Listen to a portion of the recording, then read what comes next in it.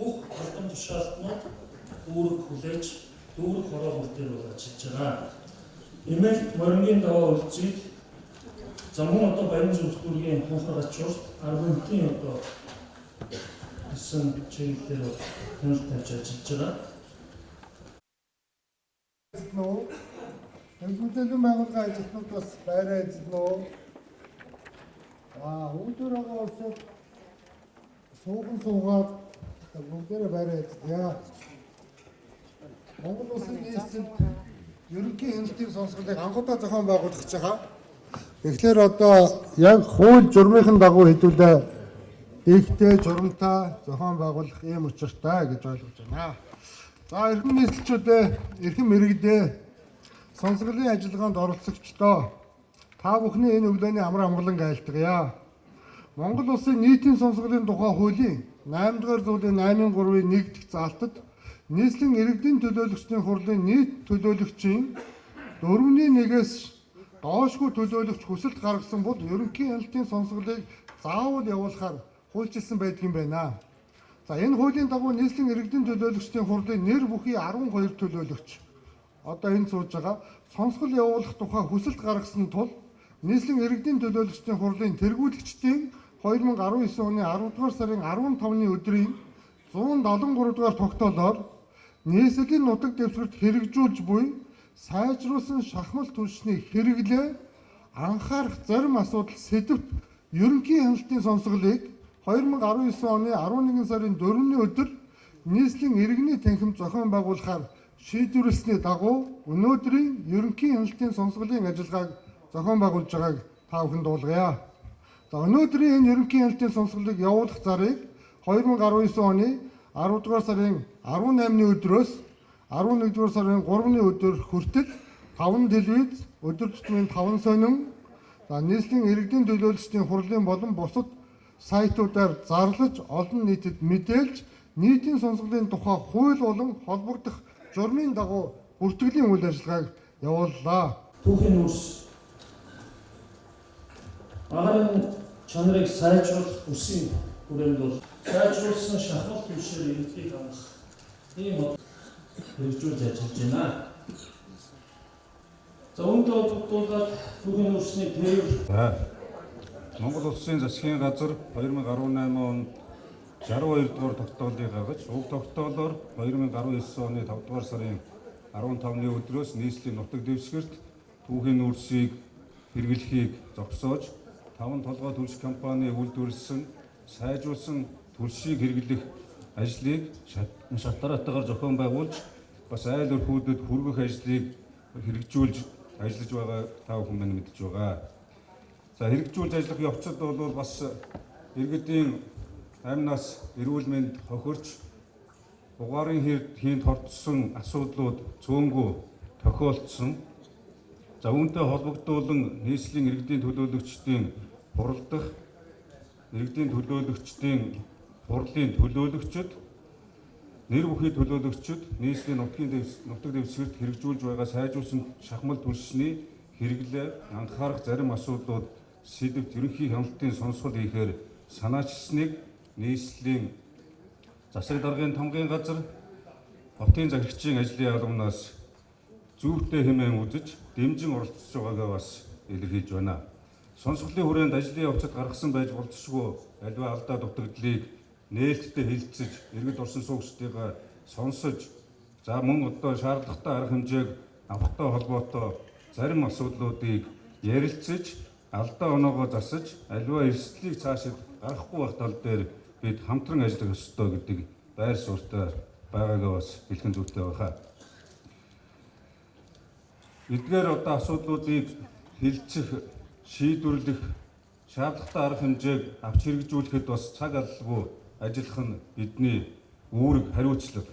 Иргэдээс ирүүлж буй бодиттой хэрэгжүүлэх үз санал бас энэ хилцүүлгийн явцад гарч бид хамтдаа хүндрэл бэрхшээлийнхээ ард гарнаа гэдэгт бас эргэлзэхгүй байна.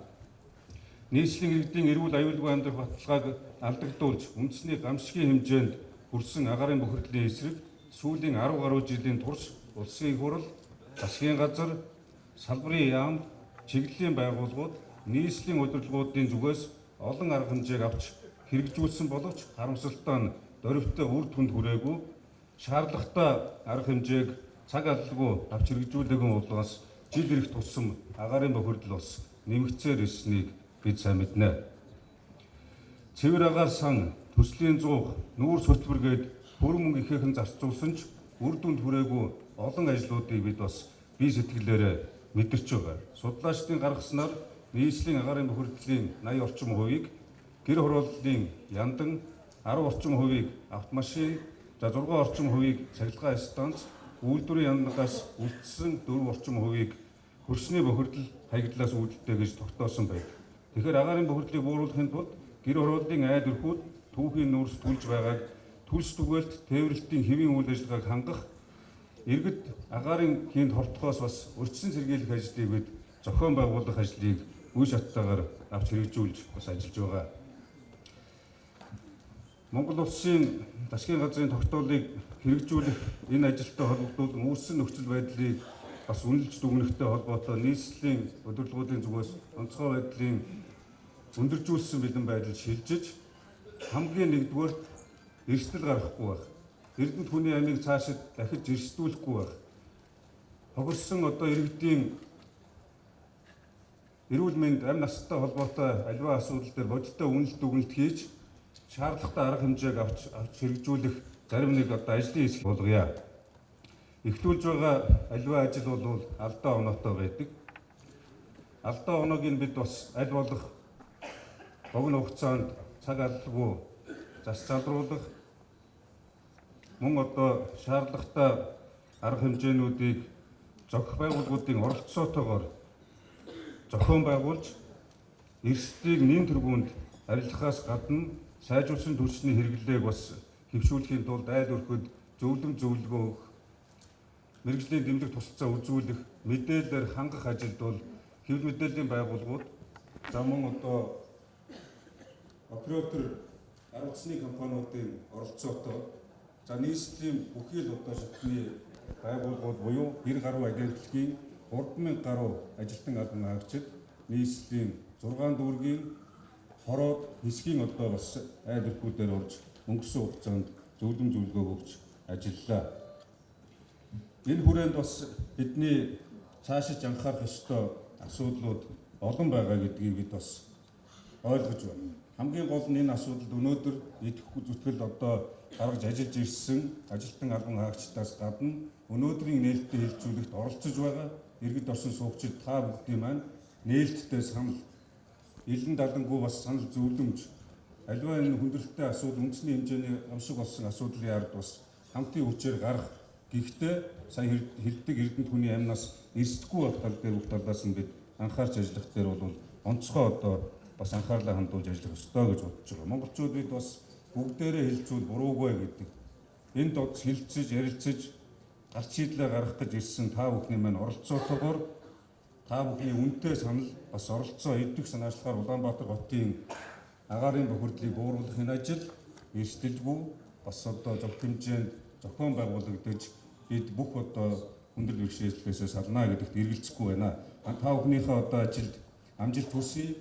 Хилцүүлгийн үйл явцад бас зохион байгуулалтын хувьд манай томгийн газраас бүх шаардлагатай оролцоог хангаж ажиллаж байгаа учраас хилцүүлгийн явцад та бүхэнд ямар нэгэн санал бол бид бас хариулж оролцох бэлэн байна. Монгол Улсын нийслэл Улаанбаатар хотод хэрэглэхгүй байсан.